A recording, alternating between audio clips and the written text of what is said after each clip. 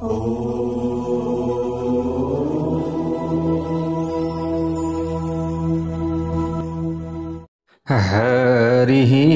ओम स्वस्ति श्री गणेशाय नमः। ओम नमो भगवते वासुदेवाय। ओम श्री हरये नमः। कृष्णाय वासुदेवाय हरये परमात्मने प्रणतक्लेशनाशाय गोविंदाय नमो नमः। नारायणं नमस्कृत्य नरं चैव नरोत्तमं देवीं सरस्वतीं व्यासं ततो जयमुदीरये। तो जय श्री हरि, जय श्री राधे। यतिखेर हजुरहरू श्री अग्नि पुराण कथा श्रवण गर्दै हुनुहुन्छ। प्यारा भक्त भागवतहरू, आज हामी आजको नयाँ भाग 30 मा उपस्थित भएका छौं। श्री अग्नि पुराण कथा श्रवण गर्दै आउने क्रममा यहाँ सौवीर राजा र अब जो जडभरत हुनुहुन्छ, जडभरतको कथा प्रसंग छ। भरतले सौवीर देशका राजा सौवीर राजालाई ज्ञान दिएको कथा प्रसंग छ यहाँ। त अब यहाँनेरि हामीले सुन्दैछौं कि भरतजीले कस्तो ज्ञानका कुराहरू बताउनु भएको छ। त यसरी ज्ञानका कुराहरू बताउँदै जाँदाखेरि राजाले यहाँ फेरि भन्नुभयो भूया पृच्छसि, यहाँ फेरि भन्नुभयो श्रेयोऽर्थमुद्यतः प्रष्टुम् कपिलर्षिमहं द्विजा तस्यां सह कपिलर्षत्वं मत्कृते ज्ञानदो भुवि।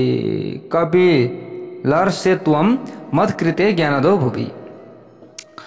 यहाँनिर भन्नुभयो, मैले अगाडि पनि भनेको थिएँ हजुरहरूलाई कि राजा कपिल देवको आश्रममा जाँदै हुनुहुन्थ्यो सत्सङ्गका लागि।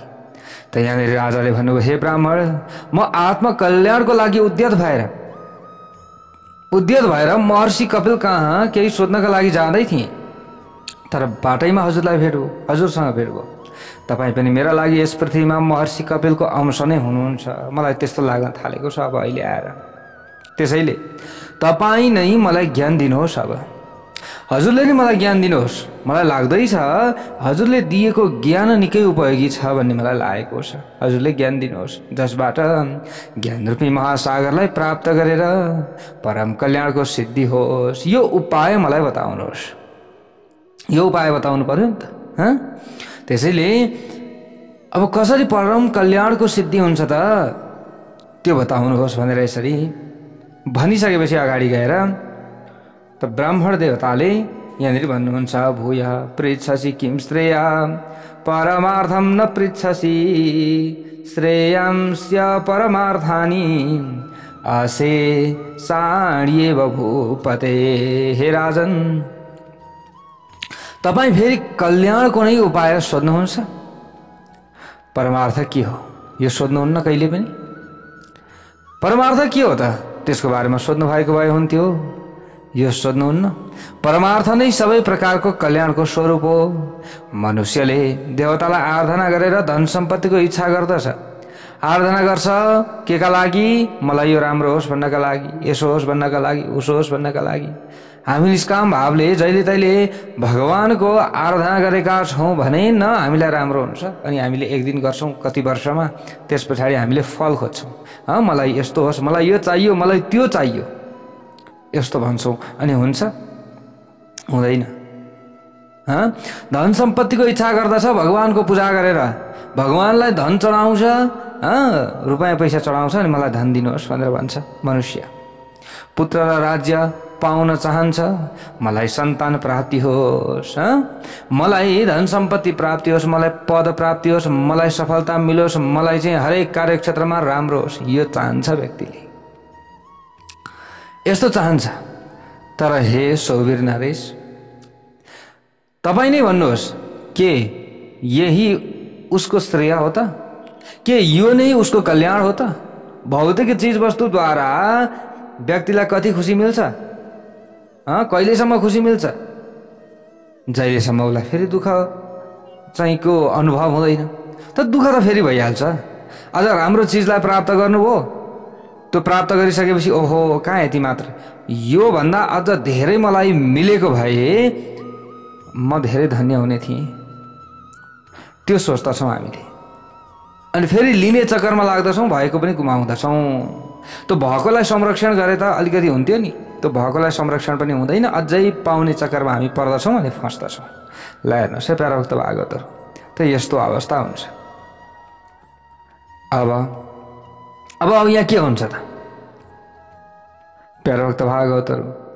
अब के यो सबै थोक पाउनु नै उसको श्रेय हो त, कल्याण हो त? विवेकी पुरुषको दृष्टिमा त परमात्माको प्राप्ति नै श्रेय हो भनेर बताइएको छ। अरू के हुन सक्दछ?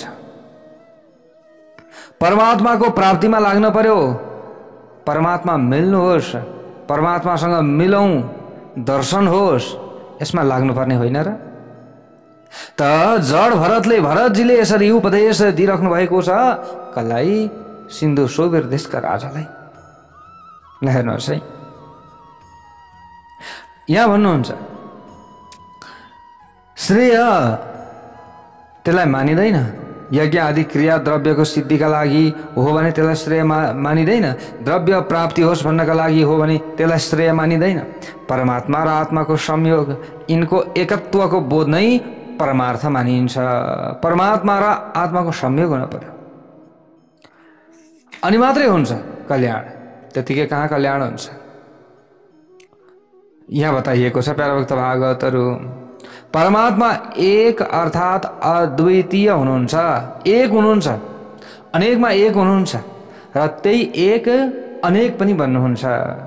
अनेक पनि एक हो भने एक पनि अनेक हो। यो सर्वत्र समान रूपले व्यापक, शुद्ध निर्गुण, प्रकृतिबाट टाढा, जन्म वृद्धि आदिबाट रहित, सर्वगत, अविनाशी, उत्कृष्ट ज्ञान स्वरूप, गुण जाति आदिको संसर्गबाट रहित एवं विभू छ। यसरी बताइएको छ, महान छ। यहाँनिर भन्नुहुन्छ, अब म तपाईलाई निदाघ र ऋतुको संवाद सुनाउँदछु। यहाँ भन्नुहुन्छ ज्ञान स्वरूप गुण जाति आदिको संसर्गबाट रहित छ, कुनै पनि जाति कुनै पनि गुण आदिबाट रहित छ। अब यसमा निदाघ र ऋतुको संवाद रहेको छ एउटा।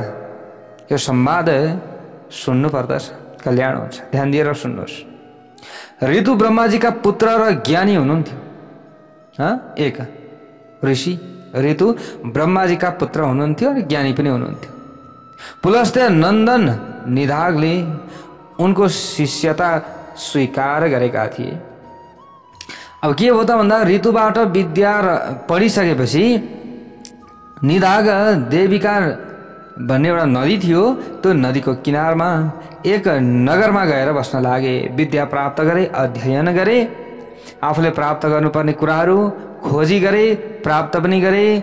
गए एउटा नदीको किनारमा, त्यो नदीको नाम थियो देविका, त्यहाँ गएर बसिरहेका छन्, बस्न लागे। त अब के हो त, ऋतुले आफ्नो शिष्यको निवास स्थानको पत्तो लगाएका थिए। यसरी बुझ्नु पर्यो। त आफ्ना शिष्यले के गर्दैछन्, राम्रो काम गर्दैछन् कि छैनन्, त्यो गुरुको पनि दायित्व हुन्छ नि त। त कहाँ गएर बसे त भन्दा नदीको किनारमा गएर बसेका छन् शिष्य, पत्ता लगाए। त ऋतुले आफ्नो शिष्यको निवास स्थानको पत्तो लगाएका थिए र 1000 दिव्य वर्ष बितिसकेपछि एक दिन अब के गरे त भन्दा एक दिन ऋतु निदाघलाई भेट्न भनेर गए। अब शिष्यलाई भेट्न जानु पर्यो नि त, हैन? भेट्न भनेर गए। अब त्यस बेला के हो त, निदाघ बलि वैश्व देवको चाहिँ यहाँ अनन्तर अन्न भोजन गरेर आफ्ना शिष्यसँग भन्दै थिए। त्यो समयमा भन्दै थिए निदाघ, भोजन गरेपछि म तृप्त भएँ, किनकि भोजन नै अक्षय तृप्ति दिने हुन्छ। भोजनले अक्षय तृप्ति दिन्छ। अगाइयो नि त। अब अगाइसकेपछि त आनन्द पनि आयो। तर त्यो आनन्द फेरि एकछिन मात्रै रहन्छ है प्यारोभक्त भएको। तर मैले भनेको छु जुन भौतिक वस्तुहरूले हामीलाई क्षणिक आनन्द दिन्छ त्यसले हामीलाई धेरै लामो समयसम्मको आनन्द दिँदैन, यसरी बताइएको छ। क्षणिक दिन्छ आनन्द। त यहाँनिर निधागले भन्दै हुनुहुन्थ्यो शिष्यहरूसँग भोजन गरेपछि मैले भोजन पनि गरेँ, तृप्त पनि भएँ भन्नुहुन्छ। त अब यस पछाडि यहाँ ऋतुले भन्नुभयो अगाडि गएर क्षुदस्ति यस्य भुक्तेन्ने तुष्टिर ब्राह्मण जायते न मे क्षुद भवत् तृप्तिम कस्मात् त्वं परिपृच्छसि। हे ब्राह्मण, जसलाई भोक लागेको हुन्छ उसैलाई भोजन पछि तृप्ति हुन्छ होइन र?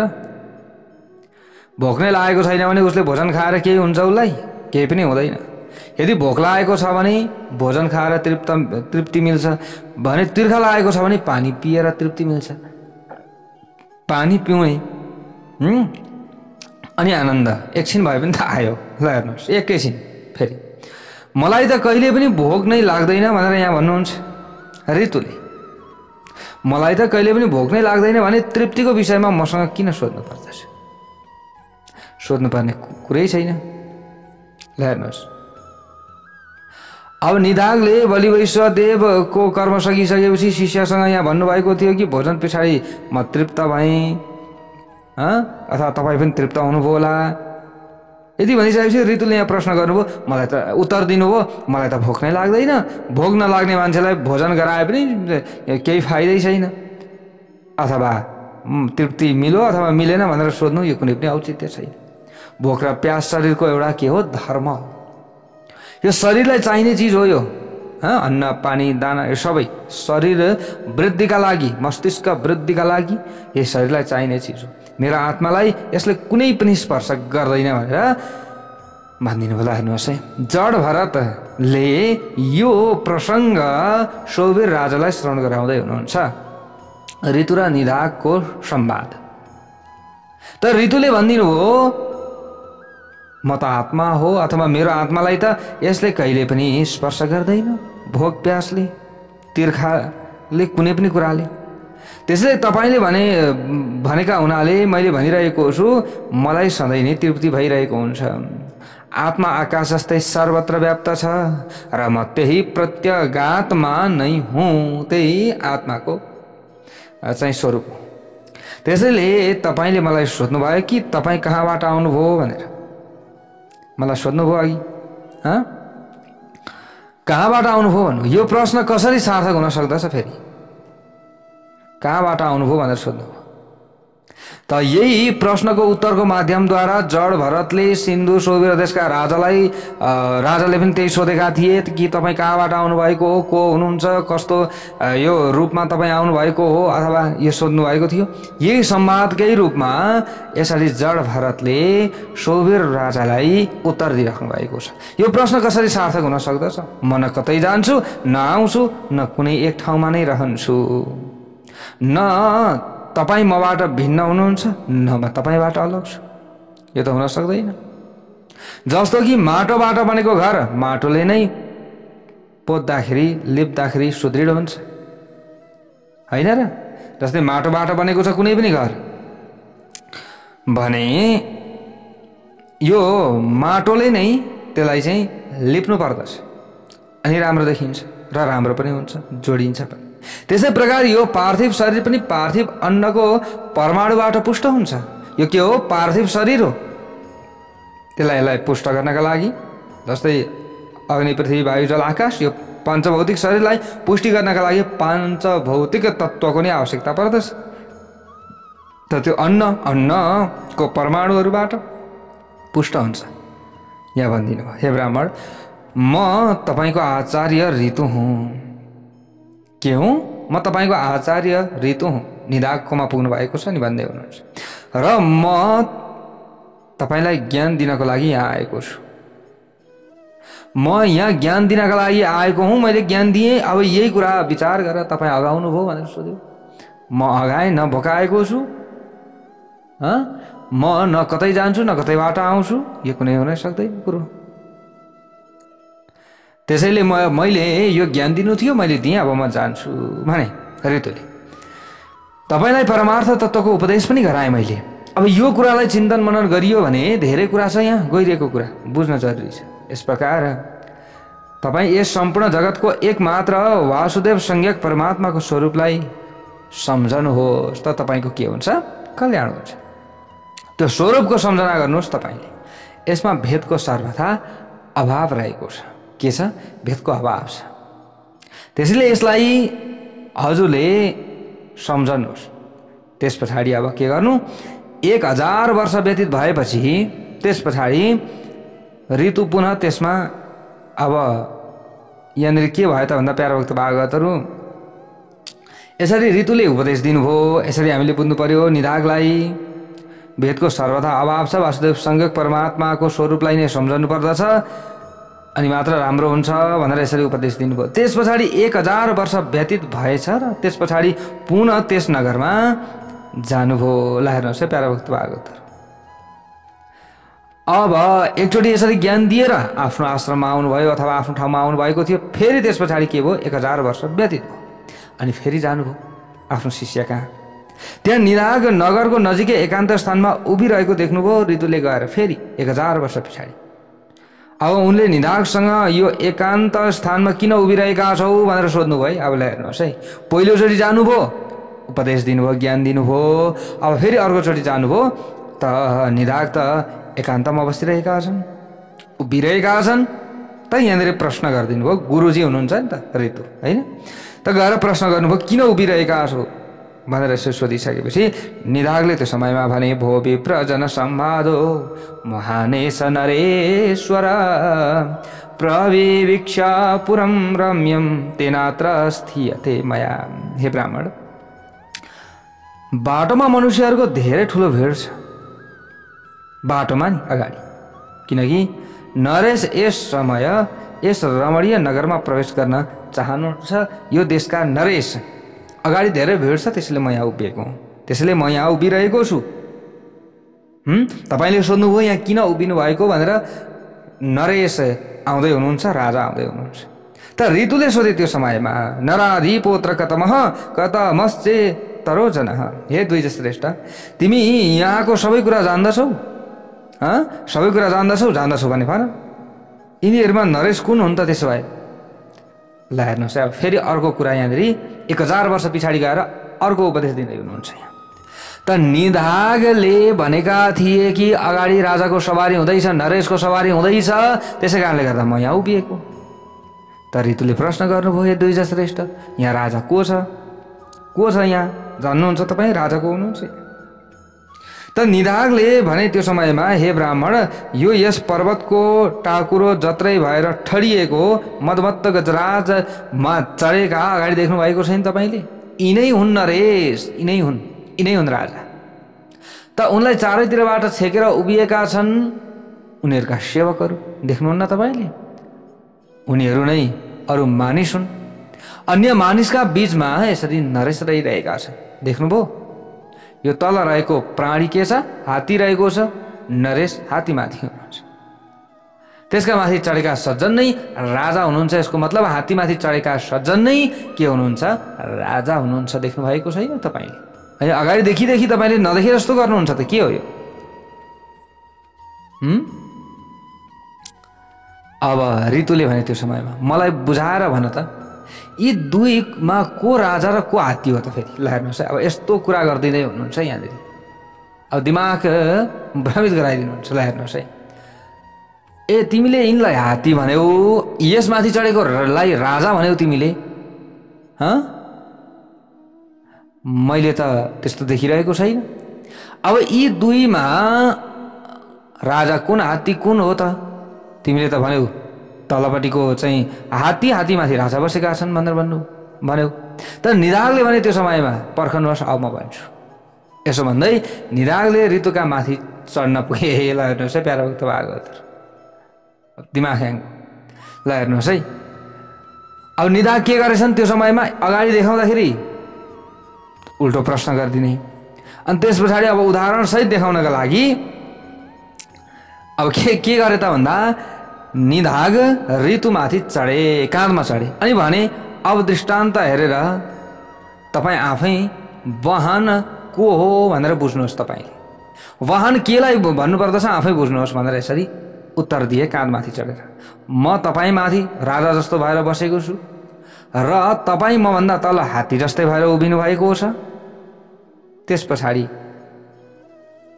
अब आफैले बुझ्नुहोस् कि को राजा को हात्ती, त्यो बुझ्नुहोस्। तपाईँले हात्ती माथि बसेको चाहिँ हात्ती, तलको चाहिँ त्यो राजा हुन सक्दैन। हात्ती माथि बसेको चाहिँ राजा हुन्छ नि। यसरी बुझाउने प्रयत्न गरे।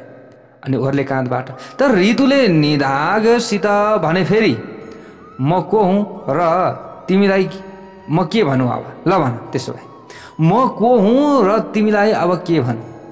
यति सुन्ने बित्तिकै निधाग अब ओर्लिएर पाउमा पसारिँदै भन्न थाले, पक्कै पनि तपाईँ मेरा गुरु महाराज हुनुहुन्छ। अब यतिखेर मात्रै चिन्दैछन्। पहिले अगाडि आएर पनि उपदेश दिएर जानुभएको थियो, 1000 वर्ष पछाडि आउनुभयो, फेरि उपदेश दिँदै हुनुहुन्छ। तर त्यस पछाडि चिनेनले आफ्ना गुरुलाई तपाईँ मेरा पक्कै पनि गुरु हुनुहुन्छ, किनभने अरू कसैको पनि यस्तो निरन्तर अद्वैत संस्कारको सुसंस्कृत हृदय हुँदैन। यदि तपाईँको काँधमाथि म चढेको थिएँ उस्तै हो भने यतिखेर रिसाइसक्थ्यो होइन, विभिन्न कुरा भनिसक्थ्यो होला। तर तपाईँ त यति सहनशील हुनुहुन्छ, तपाईँ पक्कै मेरा गुरु हुनुहुन्छ। तर ऋतुले निधागसित भन्नुभयो त्यो समयमा म तपाईँलाई ब्रह्मको बोध गराउनका लागि यहाँ आएको थिएँ। के को? ब्रह्मको बोध गराउनका लागि र परमार्थको सार स्वरूप अद्वैत तत्त्वको दर्शन तिमीलाई मैले गराएँ। अब यो बुझ, यहाँ कोही राजा छैन, कोही हात्ती छैन। आत्मा सबैको एउटै छ। मैले यसरी सार स्वरूप परमार्थको अद्वैत तत्त्वको दर्शन गराएँ भनेर यसरी चाहिँ यहाँनिर निधागलाई ऋतुले भन्नुभयो। तर जड भरतले अगाडि गएर भन्नुहुन्छ यहाँ, ब्राह्मणले निधागोऽपि उपदेशेन तेन अद्वैत द्वैत परो भवत्। जड भरतले भन्दै हुन्छ यहाँ, हे राजन, निधाग त्यस्तो उपदेशका कारण अद्वैतवादी बन्न पुगे। अब त्यस पछाडि न द्वैत इति अद्वैत, दुईटा छैन, एउटै मात्रै छ। उनले सम्पूर्ण प्राणीहरूलाई आफूभन्दा अभिन्न आत्माका रूपमा देख्न थाले। अब ज्ञानद्वारा उनले मोक्ष प्राप्त गरे। कसले? निधागले। अब तपाईँ पनि उनकै जसरी मोक्ष हुनुहुनेछ भनेर जड भरतले शोभिर राजालाई भनिदिनु भयो। जसरी निधागको उद्धार भयो त्यसरी तपाईँको पनि हुनेछ। तपाईँ, म र यो सम्पूर्ण संसार सबै एउटै व्यापक विष्णुको स्वरूप नै हौँ भनेको एउटै हो। ममा भएको आत्मा पनि एउटै, तपाईँमा भएको आत्मा पनि एउटै, त्यो त एउटै छ। त्यसैले अनेक रूप लिन्छ। एउटै आकाश निलो पहेँलो आदि भेदका कारण अनेकौं किसिमको देखिन्छ। कहिलेकाहीँ आकाश रातो देखिन्छ, कोही बेला निलो देखिन्छ, कोही बेला कुहिरोले ढाक्दाखेरि कालो जस्तो देखियो अथवा ध्वाँसे देखियो। भ्रान्त दृष्टि भएका पुरुषहरू एउटै आत्मालाई भिन्न भिन्न रूपमा देख्दछन्। तर आत्मा के छ? एउटै छ सबैमा। आत्मा एउटै र यो आत्मालाई परमात्मासँग जोड्न सक्न पर्यो। यसको मतलब यो आत्मालाई परमात्मासँग जब हामीले जोड्दछौँ अनि मात्र हाम्रो कल्याण हुन्छ। जय बोलौँ भगवान श्री हरि नारायणको जय होस्। ल हेर्नुहोस् त कस्तो राम्रो ज्ञानको कुरा छ यहाँ। हुन त हामीलाई यी ज्ञानका कुराहरू सुन्न मन नलाग्ला, रोचक रोचक कथाहरू दृष्टान्तहरू सुन्न मन लाग्ला।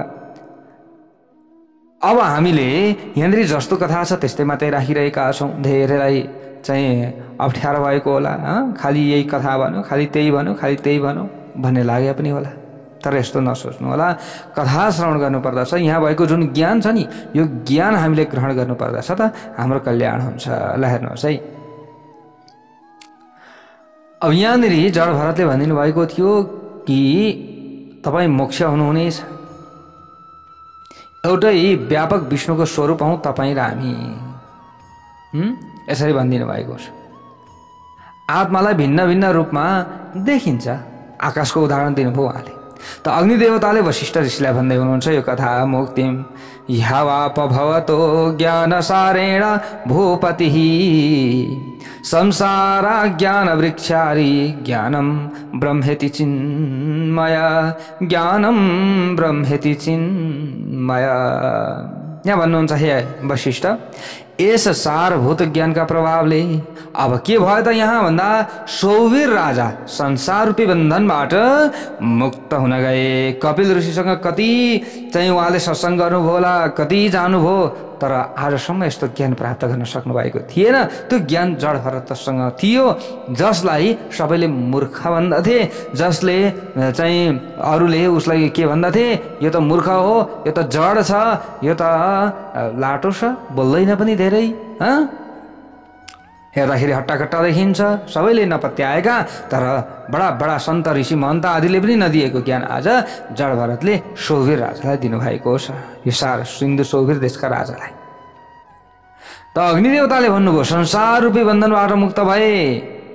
ल हेर्नुहोस् है, सौवीर राजा ज्ञान स्वरूप ब्रह्म नै यस अज्ञानमय संसार वृक्षको शत्रु हो, यसको चिन्तन निरन्तर गरिरहनु पर्दछ। संसार ज्ञान वृक्षारी ज्ञानम ब्रह्मेति चिन्मय, यसको के गर्नु पर्यो, चिन्तन गर्नु पर्यो। एकचोटि एकचोटि मात्र होइन, बारम्बार चिन्तन गरिरहनु पर्यो, चिन्तन गरिरहनु पर्यो, अनि मात्र हाम्रो कल्याण हुन्छ। जय बोलौं भगवान श्री हरि नारायणको जय होस्।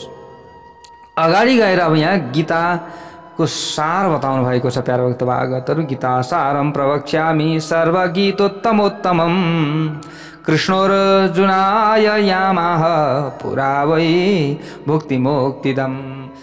अग्नि देवताले अगाडि गएर यहाँ भन्नुहुन्छ वशिष्ठ ऋषिलाई, अब म गीताको सार बताउँछु र यो नै समस्त गीताको अति उत्तम अंश हो भनेर यहाँनिर बताउनु भएको छ।